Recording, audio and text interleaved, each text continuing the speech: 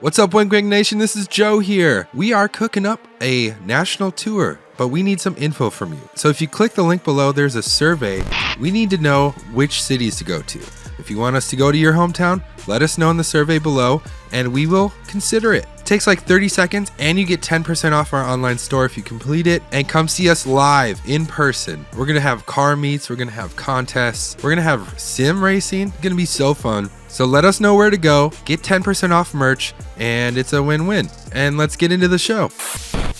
This week, the Hemi makes a comeback, plus a 90s GMC that sold for $225 grand. How Virginia plans to take it easy on drivers for once, and why you might want to buy that old JDM Classic right now. But first, what the farts is going on with Nissan? Welcome to the Big Three. We have an amazing show today because we have Steph Gutierrez. Sup, sluts. Yes, she did it. She was like, I don't know if I should open with this, but I was like, That's no, do opener. it. And Angelina Alcantar, you might recognize her from the RMS channel. She also just did a video on the main channel. That was like your debut. That was actually, it was pretty cool. The comments and were I got to popping do it off. with you, That's my so best cool. friend. Guys, if you don't know, I tell everyone this woman's my best friend in real life. No, she's my best friend. And you met because Angelina was your teacher? Yes, in high school. Whoa. Yeah, I've known this kid since she was like 14 years old. Holy shit. Yeah. It's just a little baby. Whoa. You're like a groomer in a good way. I was quite young. I think I was like 24 when I started teaching too. So I was pretty young myself. And it was, she was like my daughter for so many years. And That's then, she look at this little professional right here doing all kinds of crazy stuff on her own. And so it's got to be so fun starting that relationship and then being able to work together. Oh, it's honestly, it's the best. And it's like, I want to be like cheesy and mushy for a second, but like it has been super, super, super cool to be able to watch her like grow up. And I am so freaking proud of her. Like, it's just amazing. It's so, so cool. And there's so many things that I admire about her that I'm like, you know what? Wow. Oh my God. Shut up. Mark, stop cutting onions, dude. What are you doing? That's awesome. And we, just an update, we had a donut cruising this weekend at the Peterson, and Angelina brought her car. Steph, I did. Yes. What'd you bring? My Infinity. I didn't see it. Because it's a clapped out Infinity. It was just like parked next to the fire hydrant with this parking ticket on it. You saw the little parking spot with the trash. That was where you were? That was me. I was the trash can. I left before that trash can got filled. So my baby was taking a nap and I was like, I'll be back before the baby wakes up. And so I had to leave really early. Yeah, I know the struggle. Yeah, I didn't make it there until the trash can made it there before me, as Sandra posted. But it was super fun. I think more than 1,000 people came out. There's some really good cars there. What was your favorite car? Oh, everyone knows this that was there. My favorite car and the car that I gave my award to was this slammed CRV. It was on bags, I assume, because the fitment was nuts. Yeah. It had real T37s. It was, and the cherry on top of the whole freaking cake was it had the old school Honda JDM baby seat in the back. Oh wow. I did not see. I wish I saw that. I didn't see that. I didn't look close enough. I was admiring from where I was like, damn, that's a clean ass CRV. From afar, it was really, really clean. It was. Did it have the fold out table? I should have asked him. You should have asked. I f***ed up. That's like the secret cherry on top. Right. Yeah. Cherry on the bottom. Cherry on the bottom. Angelina, what was your favorite car there? Honestly, I am super impressed with Sandra's truck, the hard body with the front end. That is so badass. And the fact that he did all of that in like 2.5 weeks and with LS swap and it ran like that was just, it came out like so clean. His Instagram stories were unhinged. They were. This is the third day that I did 24 hours in a row. I was like, dude, you got kids at home. What are you doing? What are you doing? It is LS swapped. I don't remember what year. It's a Nissan hardbody. And then the front end is a 240 front end, right? Mm-hmm. And it looks crazy. It looks super badass. Like hopefully we can like cut a picture. Oh yeah, we'll put a picture here. Yeah, it'd be super sick. Yeah. But the fact that he got all that done in like 2.5 weeks. Cause he sent me like a little teaser on Instagram of just like the side where it's like maybe just the edge of the headlight and the side of the body, and it was primered. And I mean, I saw it where he got like the headlight and like everything lined up, all the body lines. And I was like, actually, because he told me the concept and I was like, fool, you're wild. But he's also done some crazy things in the past. And he honestly, Sandro's got an amazing like artistic vision. He's very creative, and he thinks of things where I'd be like, you're nuts. That's never going to look good. And then he went and made it look really good. He made that like donut spare tire cover. Yeah. I was like, what did you make this out? It feels like professionally made rubber cover. And he's like, yeah, you can peel it off and put it back on again. I was like, how did you come up with this? I don't know. He is nuts, bro. He really will like MacGyver whatever the hell he needs to. Him and his gremlins be putting in work. There was only, I think, in the shop, I think it might have been him, Juanito, and Andrea. And Andrea, that's it. Yeah. Yeah, his gremlins. Yeah, that's true. But like, that's a small amount of people to make such a large amount of work happen. It's a crazy amount of work. I mean, I know they're all probably still hallucinating from the lack of sleep, but yeah, there's probably so many empty monster cans in there. Empty monster cans. They put in the work. They showed out. That truck was definitely a showstopper. Oh yeah. And my favorite thing on top of it all was they all wear their Miranda's uniform whenever they show out. They do. They do. Fun. It's pretty impressive. And listen, I would have been incredibly impressed just to have seen the truck, like either, the body finish and painted and it, come in on a trailer and not run. I still would have been like, damn, 2.5 weeks to do that's nuts. Even if it ran, but like, they did all this stuff and it was primered, I still would have been like, damn, they got it run. But it's painted. The front of everything is done on the body. Like it ran. That was super impressive. It was super pretty impressive. Crazy. Yeah. Especially for 3 people total making that. Also, shout out to everyone who came out on Sunday. That was so fun. We are going to have more in the future. So if you missed it, you'll have another chance. Let's get into the news though. Should do it. So Nissan is a mess right now. In just the last 3 months, the company was planning a merger with Honda, backed out of the merger, lost its CEO, sold the last R35, and dropped a Nismo sushi knife, which is the only cool thing to come out of all this. And all the while, sales have continued to drop. So I feel bad for Nissan because I've had a couple Z31s. I love my Z31. It sucks to see how far they've fallen from their heyday. Yeah, I agree. I think we were talking about Carlos Ghosn before. Yeah, Carlos Ghosn might have been the beginning of the end because he in the moment he did save them by cutting a bunch of stuff. But save them from what though? Save them from going bankrupt, save them for like when we say saved them, because I think we can all agree that the quality of Nissan hasn't really necessarily gone up. And so I think it's an interesting take. Maybe he like prolonged their life a little bit or who knows what would have happened. But I definitely think that I don't know. We can say he saved them, but I don't know. It just kind of feels like at what cost? Yeah. He prolonged an empty shell, bro. It's so soulless. It doesn't have any heart to it. And that's what sucks. Yeah.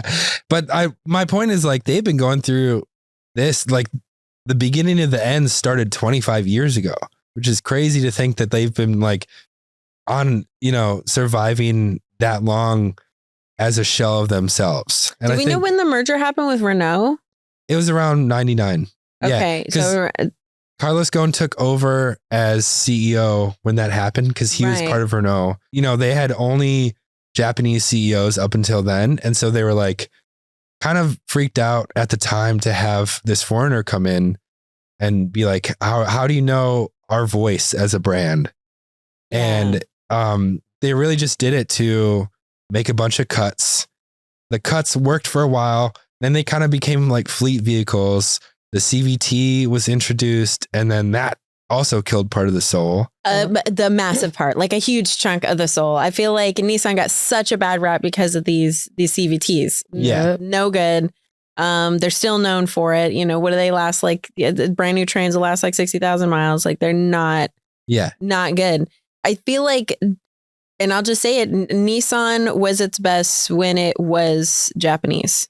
Yeah. And it was what it was. Controversial. And I don't, kidding. I just think like when before that merger happened, before the Renault came in, before, I don't know, that's when they because you mentioned the soul, they're lacking soul. I feel like that's the last time maybe they had soul. And I think to what you were saying earlier, like they were nervous by bringing in a foreigner because they were like, how can you understand our brand? He didn't. He came in, he made budget cuts. He gave us like something that we're never gonna drop, the whole CVT thing. Like Nissan's never gonna drop that. No. They're always gonna be known for shitty transmissions. Yeah.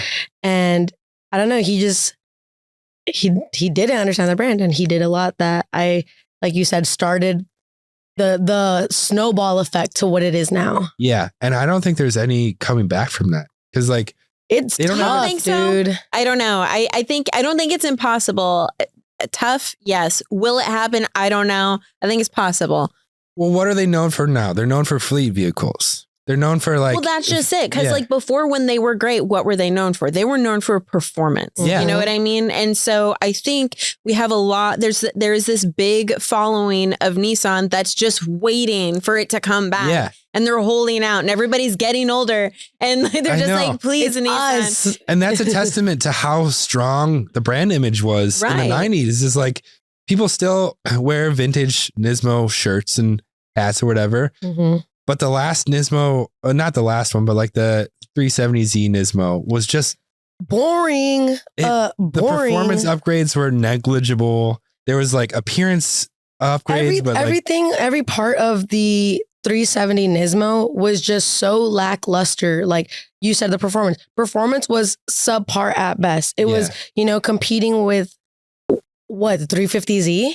It didn't do too much in regards of in term of performance. Now, as for the interior or all the Nismo like parts that you'd want, boring, bro. You got no type of like super different body kit. You got a wing. You got a little hint of red.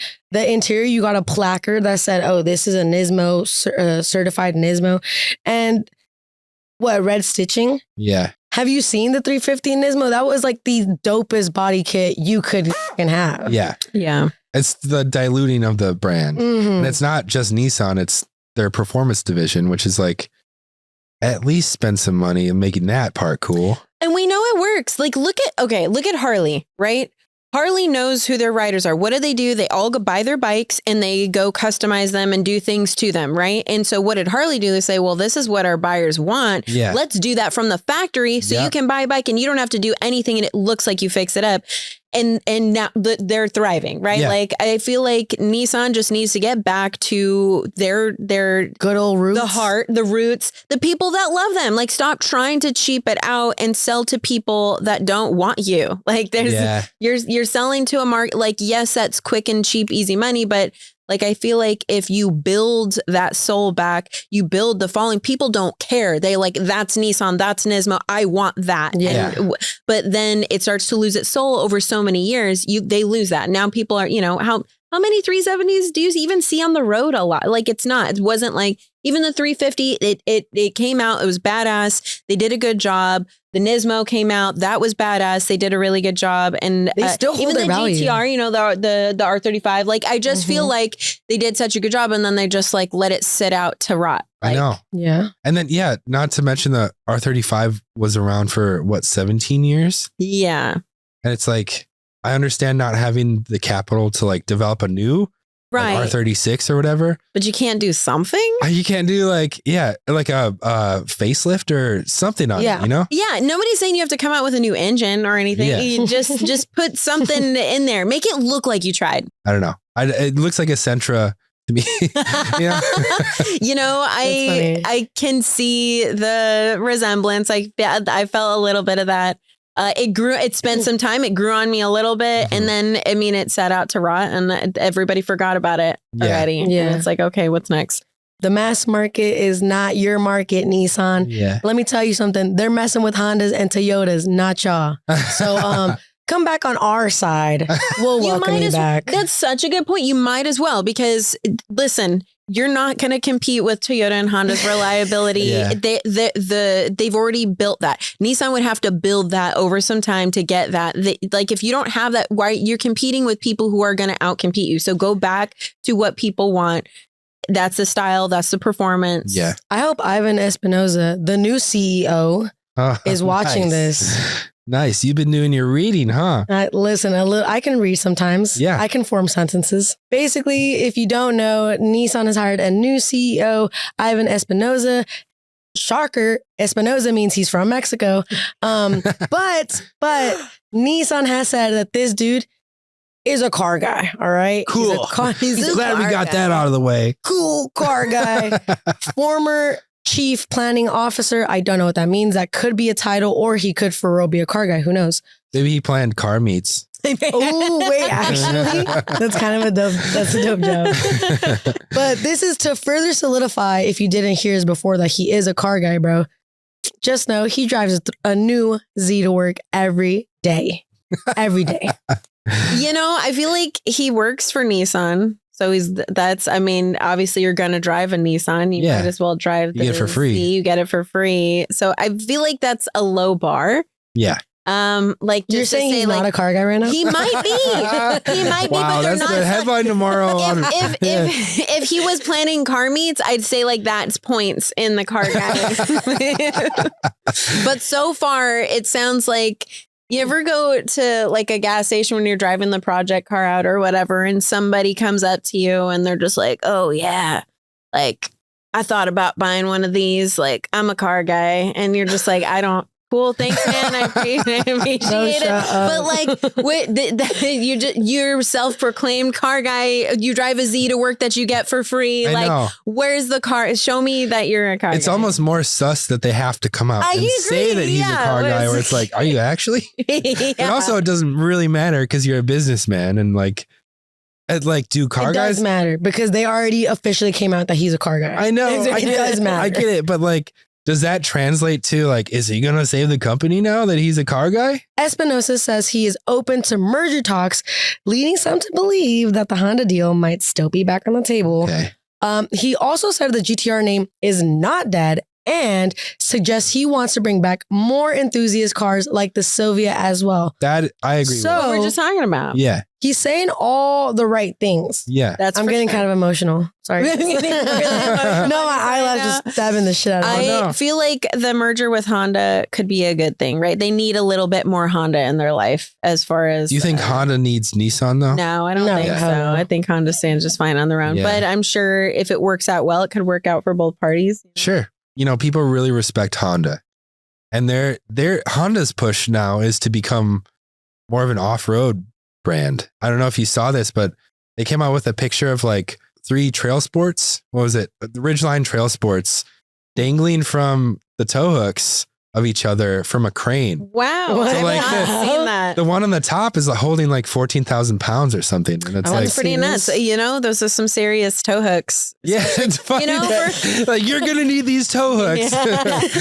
If you ever need to carry 14,000, listen, the engine cannot carry that much. I was weight. going to say, how much can It it is still a unibody, I believe so. I mean, it's impressive for unibody. It's That's impressive cool. if you're coming out with your new line of tow hooks, but I know. mean, how much can the Ridgeline actually, like, what's the capacity for it to carry? I mean, it's a V6, so Probably it can't 6,000 be- pounds or something like that. Maybe, yeah. Whack. Well, I But think it's cool. I think it's interesting that they choose to make, or maybe they think, okay, we already have the Type R, we already have that market, Yeah. which Honda for a little while was abandoning their enthusiast market, which was not a good idea. But they saw, I think, Yeah. they saw, and they're like, oh, okay, we got to bring this back. And they did. And so they're like, okay, we've got our economy models. We've got the performance folks. I guess why not? We're doing so well. Why not open it up into off-roader? Yeah. When you talk about it like that, I guess it's not that whack. I'll retract It's a my venture comments. out. I don't know if I'm buying a Ridgeline to go off-roading, but I'm sure it does well. It might make sense. Like, think of if they do actually merge and Honda kind of takes care of, it's weird to say Honda takes care of the truck side of it because Nissan got rid of their Titan. The Titan was doing so did bad. When did they do that? Like very recently, like last couple Really? weeks. Because it could not compete with like the Tundra or the F-150. They were just not doing numbers, so they axed it. And it's weird to think that like Honda's going to take care of the truck side. Like, what? I don't know. But that's pretty crazy. Yeah. Having said that, Nissan is also in the process of refreshing the majority of their lineup with 13 new and refreshed models coming over the next 2 years. Is the Soviet one of these? Yeah. 13 new. Is that the answer though? 13 new models? Well, I guess do they even have the bandwidth for that? Well, that's what, it's just like, do what you do and do it well. I feel like In-N-Out's model is always really good, offer Raising Cane's, offer what you offer and make it just badass. Don't offer 26 different models and they're all mediocre. Yeah. Just focus on 3 really good things. Exactly. Ivan, please reach out to us. We have a lot of big ideas. Maybe just speak to him in Spanish and he'll understand. Ivan, por favor. Tenemos ideas que te pueden ayudar. Please. Mándanos un email, WhatsApp, lo que sea. Good news, the Hemi is coming back. A few weeks ago, we reported a rumor from a Dodge dealership in Wisconsin about the return of the V8. And last week, the rumor was confirmed. OMG. How you guys feel about the Hemi coming back? I'm so glad. It's what what the hell do I know about their electric vehicle? I haven't seen it. You saw it. So for anyone who didn't see our lame Instagram post about us starting up the Charger Daytona, we did get one as a press car a couple weeks ago. We made a video for the main channel. Nolan drove it around for a couple, maybe 3 or 4 days. Damn. I got to drive it for like 10 minutes and that was all I needed. As much as I hate Tesla, being in the Plaid was like insane. And after being in the Plaid, I'm like, no one needs this much power or needs to get to 60 miles per hour in 1.9 seconds. Yeah, that's true.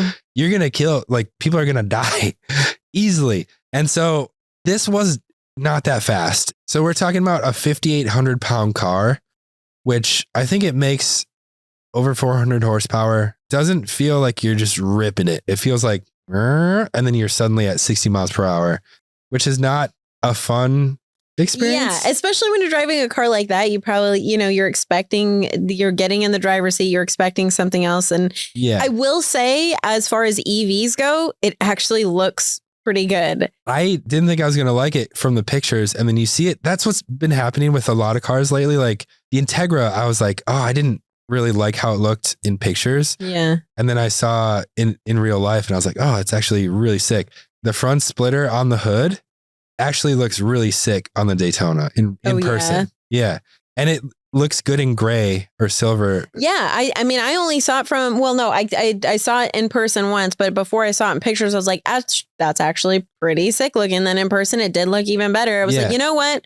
I feel like all the car companies, one of their biggest mistakes is they feel like the EVs have to look like an EV. And like I hate some that. blob. Yeah. It doesn't you can make it look like a regular car too. And I feel like Dodge did that with that at least. You literally, all you need is like the skateboard platform and you can make it look like whatever. And they make everything look the same. They make it look crazy. So horrible. Yeah. And I feel like and most of it's not even in the name of aerodynamics. Like it doesn't even look, I don't know. They're just boxy. They feel like maybe people who buy EVs want something that looks like an EV, but I don't think that that's what the market wants. No. And I think that Dodge finally figured that out. But it's like you get in a car that looks like a performance vehicle. You have the potential to make it fast. It's an electric vehicle. Make it fast. Yeah.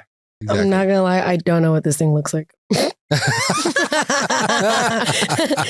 let me look it up. Let me see. Yeah, it's pretty. It's like actually kind of sexy looking. And I don't say that about many Dodges. I feel like you're a Honda person. I just talk shit about everybody. She's just a shit talker. I'm just a shit talker. But I'm not particularly a Dodge. I feel like Dodge people are different. They're like Volkswagen people. They're a little different than everybody else. But like, I like Honda. I have Chevys. I'll say I am like a Honda Chevy person. Okay. And that's just the style, the way they do things, the way things look. It's like a little bit, I feel like Chevy's always been like a little bit better than Ford at their interior, and both of them are better than Dodge, and like Honda, same with them. I've always liked their body lines a little bit better, their interior as well, but better than Toyota per se, but I don't know. I just like to talk shit. That's all I do. So now that you've had time to look up the Charger Daytona, what is it? What do you think? What do you think? Thoughts? It's all right. You don't think it's that? For an EV, it is the best looking one. Right. For an EV. For an EV, yeah. Would I want to be caught in this spaceship ass looking car that doesn't even do what I want it to do? Probably not. Yeah, especially if it's not that fast. Like, I don't know. There's expectation there. Yes. Now that they're bringing the Hemi back, it might actually go into this car. Because I know they're putting the Hurricane i6 into this. Okay. That's another option eventually. It's solely... And that's what their plan was, right? Is to replace everything with the Hurricane. Yeah. That's cool, but it's still, you can boost it and things like that, but there's still, no replacement for displacement, so to speak. And if you're trying to do Dodge stuff, usually it requires the Hemi. Yeah. That was so slick of you to say. No replacement for displacement. It was delivered very I used to really hate that saying because I drove a Honda with no displacement at all. And when I was going to school, everybody was all about like big engine stuff. And so I was like, yes, there is. I have a turbocharger. But realistically, okay, you're going to turbo something bigger and there's going to make more power than you. So there's not a replacement. And then, of course, there's the other things. There's the feel, there's the sound, and you just, There's nothing visceral about driving that car. It just feels like you're at a Universal Studios, like the Simpsons ride. It's like what the hell? Well, then if that's the case, this probably sounds like it's the best option for them to do is to go back to the Hemi. Yeah. Yeah. And do that. If you still want to pick up a Charger Daytona for any reason, the Charger Daytona launched to very low sales and some dealers are offering huge discounts, sometimes close to $30,000 off, which effectively makes this car half price. A new EV that makes over 400 horsepower looks pretty cool for $30,000. It's not a bad deal. It's not bad. It's crazy that they're already this panicked that they're like, about half off.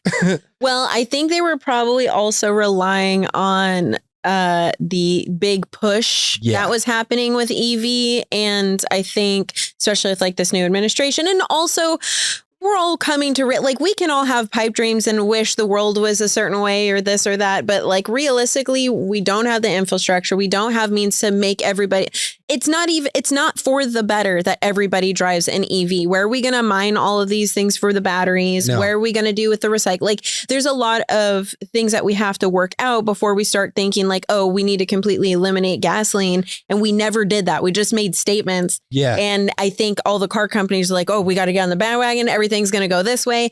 I think Dodge did this and then things have changed. And now they're just like, well, now people are not forced to buy this. Yeah. So it's also performative and car companies got wrapped into it. And I think Dodge was one of the last car companies to like be like, all right, fine, we're going to do this. Right.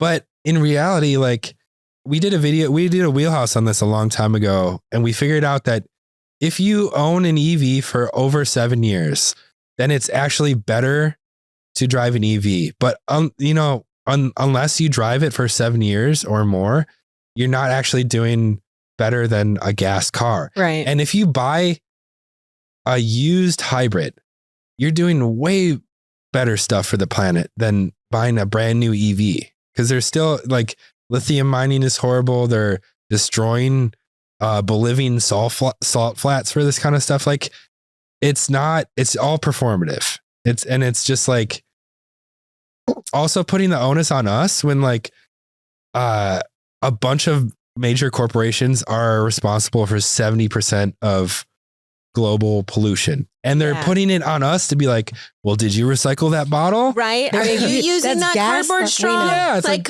you. That's nothing compared to what's going on. Manipulation tactics on the mass. 100%. The mass people is crazy. I don't know. I didn't vet this, so I don't want to be the conspiracy guy, but no, say it. I read that the term carbon footprint was invented by BP after the oil spill in 2005 or whatever. That to put it on us. Sense, and it's course. Like to take the distraction off of them and put it on us. And it's like, that's fucked up. Why not? Yeah. Why not? This make you, it's like gaslighting. It's not me. It's you. You're the crazy one. Yeah. This but what are you doing? Allegedly, I don't listen to smog laws. Allegedly. And like catalytic converters are so good now that even if you drive a V8, it's fine. It's not like it's putting out a fraction of what. That is a good point you bring up. Now with electronic controlling and, advanced CATs and stuff, emissions are actually reduced a lot more than people expect. A lot. Yeah. Yeah. And it's kind of like, which one is the lesser evil of the two? Driving an ICE, an internal combustion engine compared to an EV. This one's the lesser of the evil. I'm sorry. I feel like I agree with being gaslit on this kind of stuff. We're 110% being gaslit, and the focus is on this tiny little percentage, and they're just like, oh, behind this curtain. No, don't worry about all this over here. That we don't need to talk about that. That's crazy. That's why you should buy used cars. 100%. Yes. Like, listen, I'm a big believer in going to the pound. I want a dog. Like, okay, I'm going to go to the pound. There's already tons of, dogs that need love. There's plenty of cars on the road that need love. And I think buying used is the way to go for sure. It's hard to explain to my boomer parents that like 100,000-mile car is not an old car. Right. Like you could get at least another 100,000 out of it. Like, cause both of our cars are on their way to 300. Mine already hit 300. You're already hit 300. I'm close to 300. Yeah. We squeeze it out. I think we need to get rid of this connotation that like 100,000 is a lot of miles, because that's just like the start of its life. Well, and that's kind of old news anyways, right? Like 100,000 was a lot of miles back like 40 years ago. When gas was dirty and like, carbureted engines, like all that kind of stuff. Yeah, when engines were carbureted, 100,000 miles was the life of the engine, but that's not the case anymore. And I think the more we push maintenance, like, listen, as an educator, I'm going to come in and say it, like so many of our problems today could be fixed if we just simply helped young people learn these things ahead of time. If we taught people how to drive in school, fancy that, teach them things that they might need to do out in real life, then we would probably have less problems with traffic accidents and traffic in general, right? If we taught young people, not everybody has to be a mechanic, but back in the day, it was not abnormal for everybody to be somewhat mechanically inclined and to be able to do small maintenance items on their own. We've pushed away from that. Why? Well, I mean, it's better for big companies to make money if we just replace things instead of fix things. And that's a whole nother, thing I won't get into. But if we are really, truly concerned about reducing our carbon footprint and all of that, like, why don't we try to teach people to take care of things, make a car last 300,000 miles rather than not talk to students about doing routine maintenance and things to check and all of this. And so you have kids out there that are driving a car and haven't done an oil change in a year and a half because they didn't know they had to. And so how long is that engine going to last? Not very long if you keep treating it like that. And that's so many people on the road. That's a lot of people. Most people on the road are just not concerned with maintenance because they have other things that they have to worry about. Mm-hmm. But if we really want to be cleaner, we'll take care of what we have so we don't have to keep producing all of these things. But people don't want to hear that because that's not how money's made. Yeah.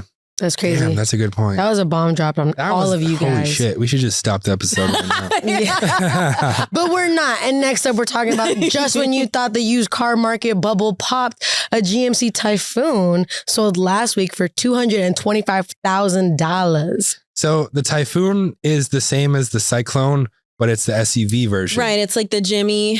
Yeah. So under the hood, we got a 4.3 liter turbo V6 that makes 280 horsepower, which back in the day, that was 1993, that's a hell of a lot. That's a hell of a lot of horsepower in a small.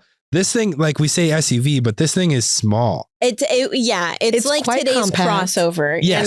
It is a small SUV, but it is quite small. It's like the size of a CRV.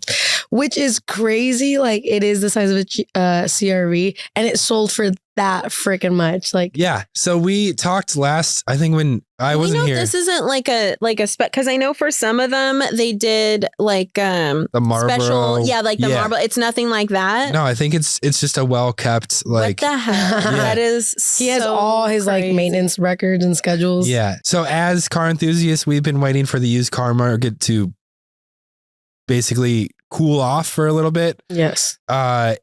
This seems to be not the case. This is bad news. That's insane. Yeah. This is like a really, really rare model, and it's really well kept. And so I think the buyer, must have been waiting for one for a long time. I was just going to say it would have to have been like the right person with that kind of money who wants that specific, car. Cause I don't think that's a representation of the market. No. Yeah. I think the market definitely is dropping. I've been on Facebook Marketplace. I've been keeping an eye out. But for cyclones, not cyclones specifically. No, but I don't got that much money. You are hip with the market though. Like you're on it. Well, there's like, bro, Preludes are starting to drop in price again and shit like that. Even S2Ks, you're kind of right. So there are certain outlier cars or models in the market that are just really good at holding their value, and with the proper owner that takes care of their maintenance and make sure that it looks good, no dings, no dents, straight body. Yeah, they might sell for like an arm and a leg, but for the most part, the rest of the market is dropping down. And that's what's dope. This is crazy though. This is nuts. This is like E30 M3 territory, like a pristine version. Yes. So the only thing I can think of is like, it kind of coincided with this video of Devin Booker. Devin Booker is a point guard on the Suns. He dated Kendall Jenner. Okay. There's a video of him dressed super fly, arriving at a game in a like pristine white Typhoon. And that's the only thing I can think of is like some dude who rides this guy's jock wanted the same car as him. You know what? This is all starting to fall into place and make sense for me now. I'm like, oh, okay, this is how this happened. I was like, you never see Typhoons, and in 1 week I see two of them.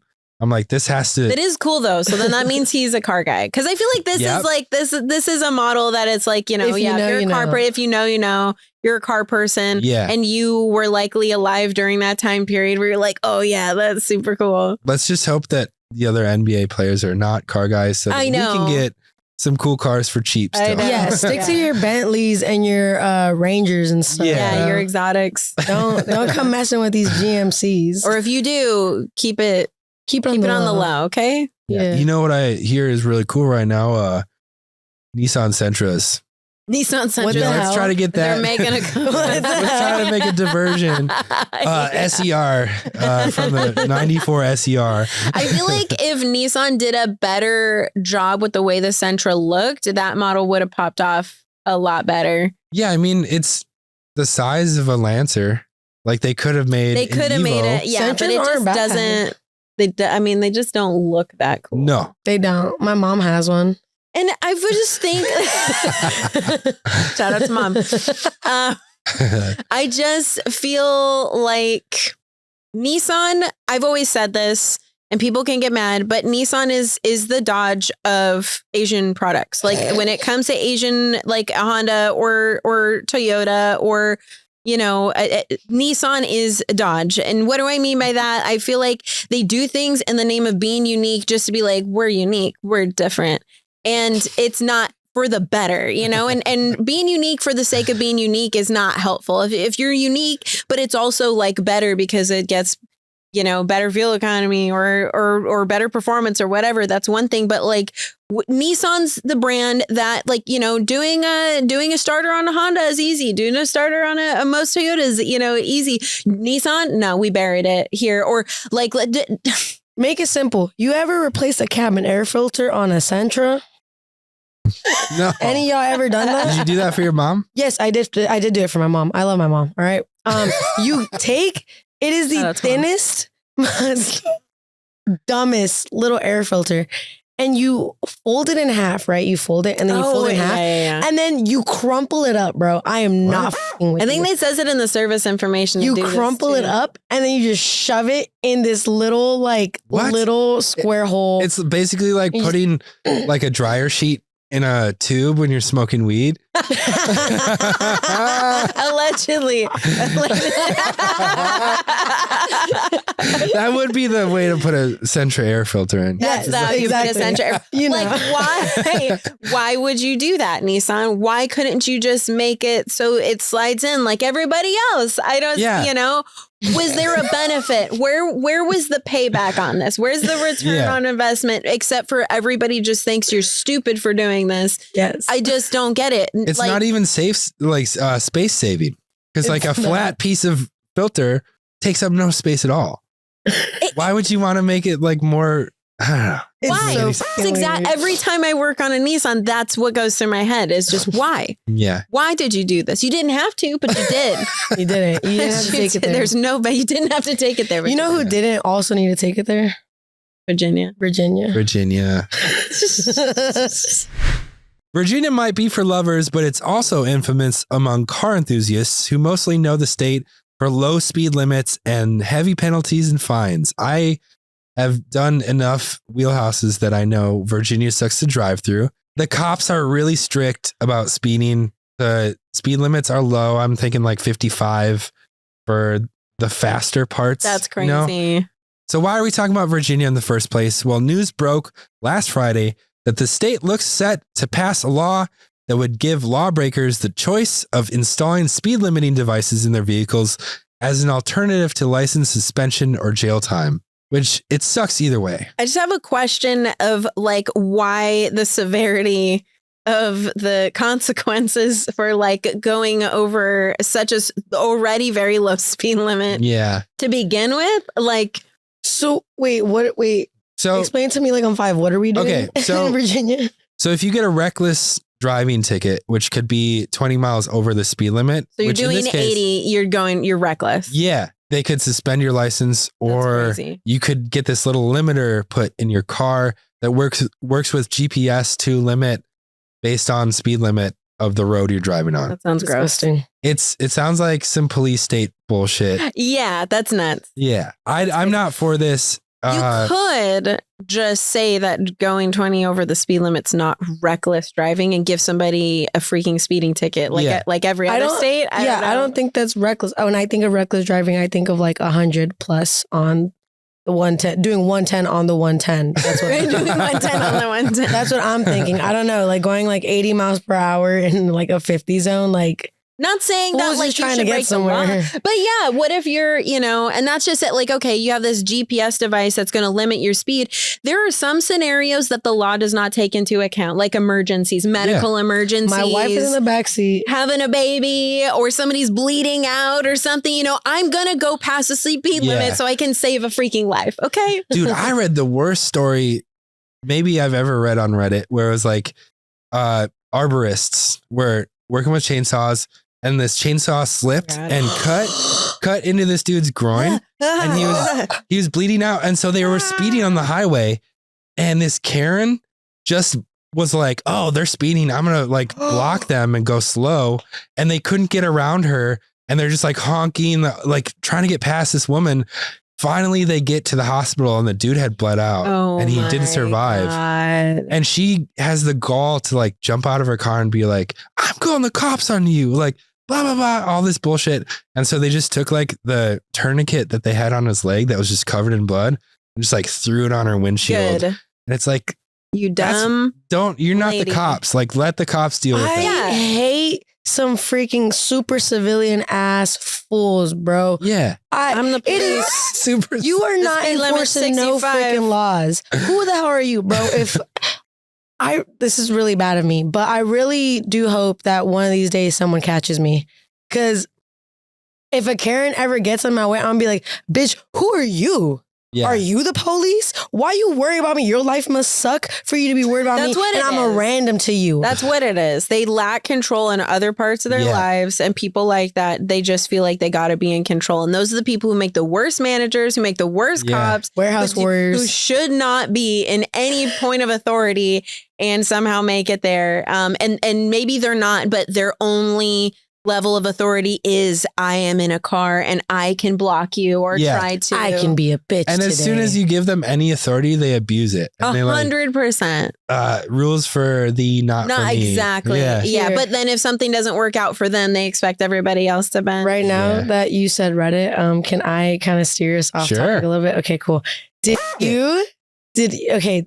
is the 31st. Did you see this Reddit post? Yeah. I'm pretty sure you did. Yeah. I don't think you've seen it. I've not seen this yet. Okay. We don't normally do gotcha moments on the big three, but we have to confront Angelina over something because it seems like she might be trying to break up a relationship. Okay. Are you're familiar with Reddit? I am. I don't ever go on there, but I'm familiar. Okay, cool.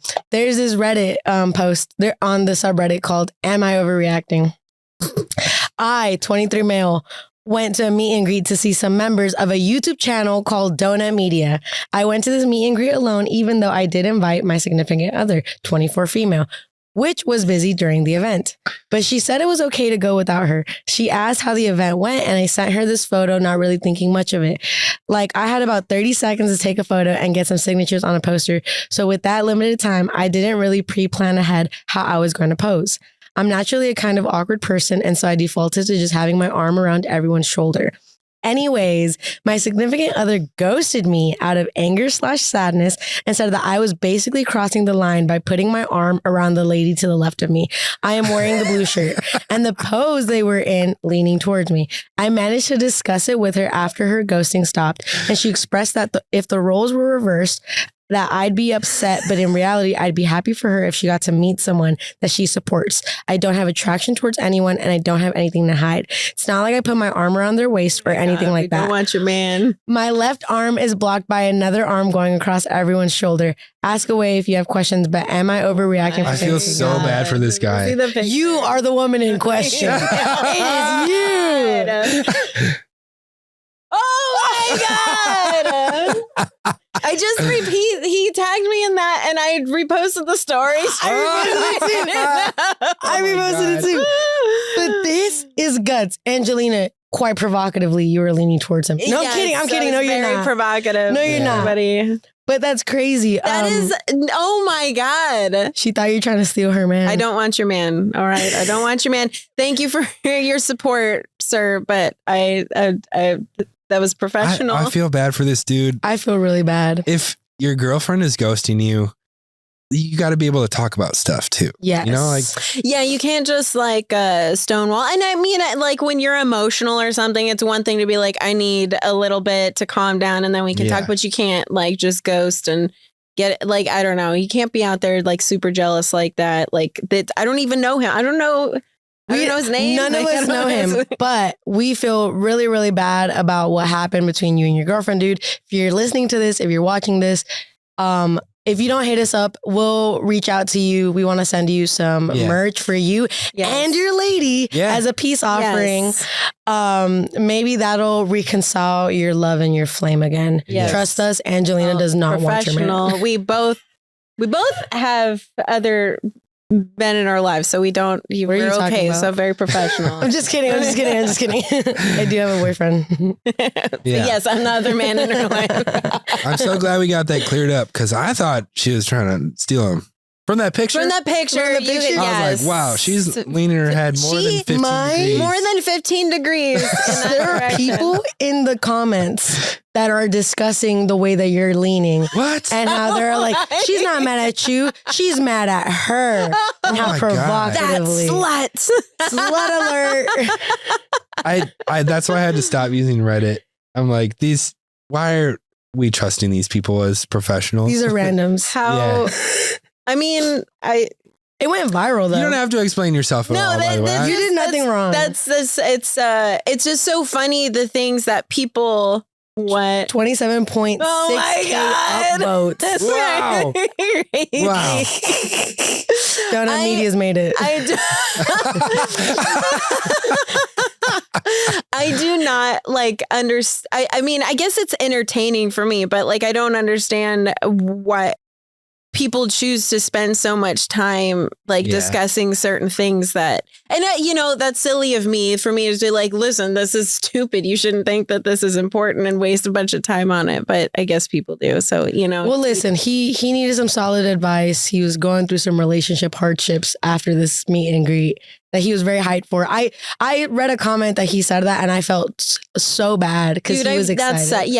And we were so happy to see all of the fans and everything. It was good to see everybody. It was like super cool to see like everybody come out and support and all of that. If she was there with him, we'd be hyped to see her too, Right. We took pictures with many girlfriends, ladies, wives. Yes, absolutely. Honestly, I would be so impressed if he was able to like spit some game in that amount of time.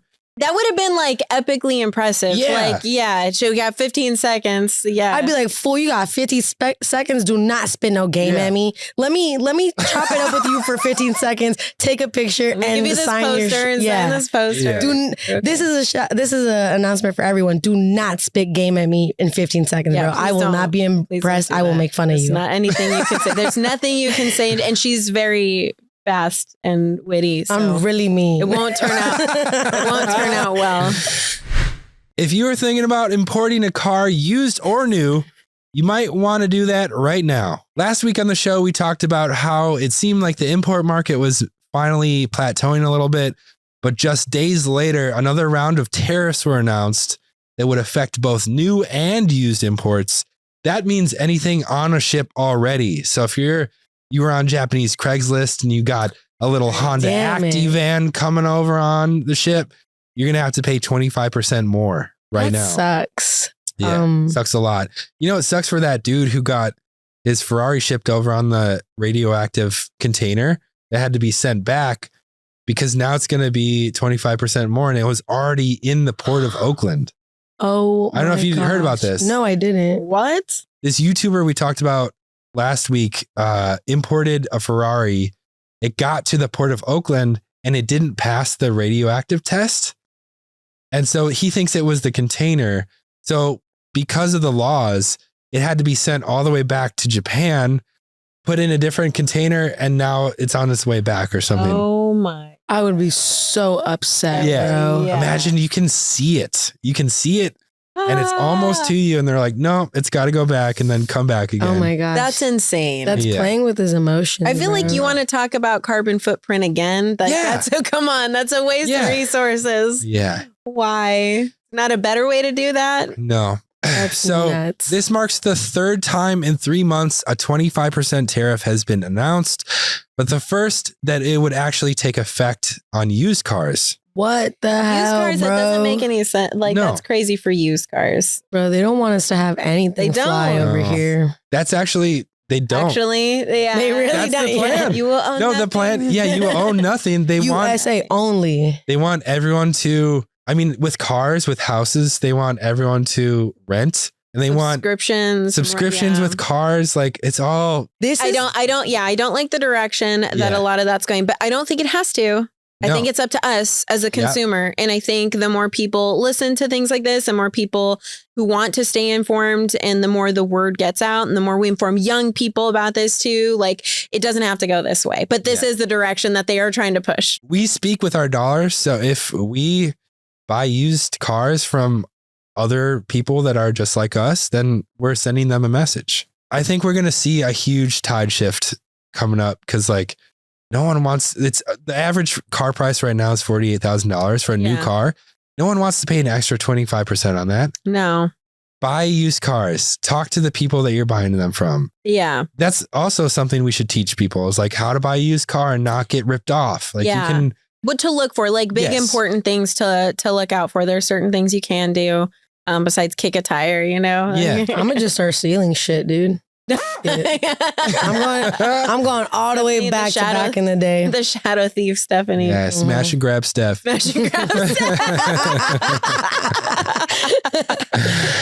So some dealerships have been advertising cars as having, quote, pre-tariff savings, including a New England Subaru dealer that is listing savings between $1,500 and $3,000 for $35,000 cars. Oh, go. That's f- off. not something you can advertise. That's silly. stupid. Like, it's That's like, crazy. oh, like there was never a charge on Yeah. this car to begin with. Don't say that I'm saving money. I'm not Yeah. saving any money. I think like kind of like doing stuff like that whole little advertisement shit, right? Like you were saying, there's not supposed to be this much extra on this $35,000 car. Shit like that, advertisements like that kind of like trick the average It's person, so the deceiving. consumer, Well, it being is. like, It's like oh, this is $5.99 normal. instead of $6. That's all it is. Yeah, That's what Amazon does too. Like, you think you're saving money by getting a subscription to Amazon because there's free shipping or whatever. You got a better price by not having a subscription because it looks like you're saving money by not getting delivery, but that cost gets like added to the price of the product. Right. And you can say like, it happens with fireworks. That was like the first thing that I noticed when I was a kid. I was like, it was buy one, get one free, but this is double the price that it normally is. So right. like, All they did was increase the price and then make it buy one, get one free. yeah, that's what they're doing here is like, Yeah. you don't get to say that because the price might go up soon. Like you're not saving anything. Right. Yeah. It's just a gimmick. Yeah. That's so funny that they do that. Yeah. Because of these tariffs, Lotus has paused all shipments to the US. So sucks for anyone who Lotus wanted a Lotus. saving up for a Lotus. It's a very small population of Lotus owners. I That is barely quite ever see them. niche. Yeah. Quite very, rare. very niche. Still kind of a bummer. Yeah, that sucks. It really, seeing shit like this makes me feel like we're just getting like pushed into this corner Yeah. and like, or backed into this corner. And it's kind of like a little wild animal. Like, bro, just let me live my life, dude, please. Yeah. I just want to live my life silly, no thoughts, working No on thought. cars, having the cars that I want, importing JDM if I want, you know? Yeah, that's weird. On the used car stuff, it's weird. On the new stuff, I kind of understand it maybe being used as a tool to maybe like get other countries to play ball with us in certain ways or whatever. Yeah, I could see But that. as like a short-term tool, not like, okay, we're just going to impose Yeah. this and then everybody who's a buyer in the US ends Well, up getting all that. All the messaging is like, he's doing that. Trump is doing this because he's trying to get foreign manufacturers to build factories here. Right. But that takes forever. That It takes does. a decade. yeah. Toyota's already on top of it. Yeah. Honda's Toyota is. Nissan's got a Nashville factory. Like, Nissan. Yeah. but then like Ford has a factory in Mexico. Right. So are you hurting Ford is an American company. So Yeah. it's like, I feel like something like that would maybe push them to come back to where they came from, maybe, perhaps. But And- again, it's, what's that? Why did they go to Mexico? To probably reduce manufacturing Yeah. costs. And But I think there's a sentiment that like, buy American, support American. right. But what American companies are doing are exploiting other countries. That's exactly Yes. it. So we can pay a cheaper price, but it's still like not supporting our economy to build cars in Mexico. Yeah. You're supporting their local economy there. Why not hire American workers to build American cars? Right. Yeah. Do we know if there's going to be any tariffs on that? Like if Ford Yes. does have, so if they're building out in Mexico and they're shipping back in, they're getting that, right? Yes. So, I mean, it hopefully move in the right direction to try to push brands to do that, maybe. But in the meantime, it's the consumer that's paying the price. 100%. And It's always so- us that pays the price. I know. Anyways. Yeah. It's never the companies that do No. that. It's us. We should just all As come peasants. together to become our own company. Yeah. We That should just buy sounds like- Saturn. Do you guys want to pool We'll pull pull together? in, we'll buy Wait. Saturn. Yeah. Actually, Yeah. I'm down for that. Or Pontiac. Pontiac's you Either know? one. I'm Yeah. game for Oh, either cool. one. Yeah. You heard it here first. Donut is going to buy Pontiac and Saturn. Mhm. We're going to make our own G6s. So the tariff is supposed to take effect on April 2nd, the day this episode releases. Whether or not it will actually stand is anyone's guess. It might be retracted a couple days later, which seems to be happening every time this is announced. The last two tariffs on cars and automotive goods were paused or reversed because I think, car companies have very strong lobbying committees. Right. There's a lot of people in their pocket, For sure. So we'll see what happens. Either way, it sucks that we can't scroll Japanese Craigslist and look at the deals, though. I'm still gonna do it. I mean, you can look, but it's like window shopping. Yeah. Yeah. I want a Honda Acti. That's my new thing. Yeah. I've been seeing like 2 or 3 in my neighborhood. You saw 2 or 3 in your neighborhood? Yeah. What the hell? You never see those. I know. Yeah. That's it must pretty be crazy. like It must be a 25-year limit or something. Yeah. You know? I think that's your sign that you should get one. It is a sign. Yeah. The tariffs, dude. Get it. Pay the 25% there. Or just wait for it to get reversed. That's true. We'll see. That's our show. Thanks for tuning in. Follow radical_Steph and follow Miss A the shop teacher on Instagram. Miss A the shop teacher on Instagram and watch RMS. Watch Stephanie on the main channel. Follow us at Donut Podcasts and our personal accounts. Nolan and Bart are not here this week. Nolan's on his honeymoon, eating souvlaki Hell yeah. in Crete. That's so cool. He was in France last time I saw Oh, him. really? Badass. Oh, shit. Maybe Hell I'm yeah. not. That's a hell of a honeymoon. And if you haven't already, fill out this link below us. We are going on a national tour and we need to know which cities to go to. It's looking like Chicago and New York and Seattle are in the forefront. But if you're like, I'm in Tulsa, I want to see you guys too, well, fill out the form. We might go to Tulsa. Also, last thing, check out our other podcast, Past Gas, if you like automotive history. Give us a like, a follow, and a review. Tell your friends about it. And we'll see you next week.